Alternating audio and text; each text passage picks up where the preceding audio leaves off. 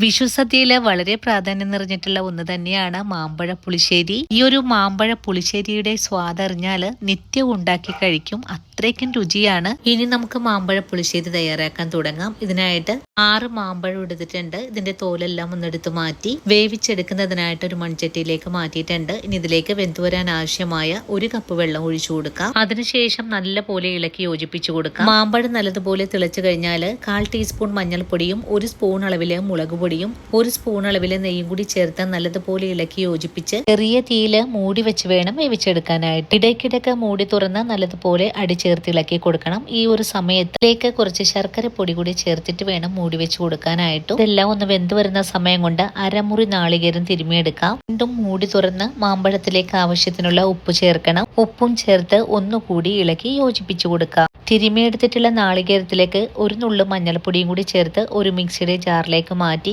കുറച്ച് തൈരൊഴിച്ച് നമുക്ക് നല്ല വെണ്ണ പോലെ ഒന്ന് അരച്ചെടുക്കാം. മാമ്പഴത്തിലുണ്ടായിരുന്ന വെള്ളം മുഴുവനും വറ്റി ഇതുപോലെ കട്ടിയായിട്ട് വരുന്ന ഒരു പാകമായാൽ അരച്ചെടുത്തിട്ടുള്ള അരപ്പ് ഇതിലേക്ക് ഒഴിച്ചു കൊടുക്കാം. അരക്കുന്ന സമയത്ത് കുറച്ച് തൈരൊഴിച്ചാണ് അരച്ചെടുത്തിട്ടുണ്ടായിരുന്നത്. ബാക്കിയുള്ള തൈരും കൂടി ചേർത്ത് ഒന്നുകൂടി ഇളക്കി യോജിപ്പിച്ചു കൊടുക്കാം. ഞാനിവിടെ 1/2 ലിറ്റർ തൈരാണ് എടുത്തിട്ടുള്ളത്. കറി ചെറുതായിട്ടൊന്ന് ചൂടായി വന്നാൽ പിന്നെ താഴേക്ക് ഇറക്കി വെച്ച് കൊടുത്തിട്ട് ഒരു താളിപ്പ് ചട്ടിയിലേക്ക് കുറച്ചുകൂടെ നെയ്യ് ഒഴിച്ചു കൊടുക്കാം. നെയ്യ് ചൂടായി വന്നു കഴിഞ്ഞാൽ കടുകും ഉലുവയും ചേർത്തൊന്ന് പൊട്ടിച്ചെടുക്കാം. ഇനി വറമുളകും കറിവേപ്പിലയും ചേർത്തൊന്ന് മൂപ്പിച്ചെടുത്തു കഴിഞ്ഞാൽ താളിപ്പ് ഇവിടെ റെഡിയാണ്. ഇനി നമുക്ക് ഈ താളിപ്പ് കറിയിലേക്ക് ചേർത്ത് പെട്ടെന്ന് തന്നെ മൂടിയും കൂടി വെച്ചു കൊടുക്കാം. അങ്ങനെ നമ്മുടെ മാമ്പഴ പുളിശ്ശേരിയുടെ ചൂടൊക്കെ ഒന്ന് ആറി വന്നപ്പോൾ ഞാൻ ഇതുപോലെ ഒന്ന് ഇളക്കിയും കൂടി നോക്കുന്നുണ്ട്.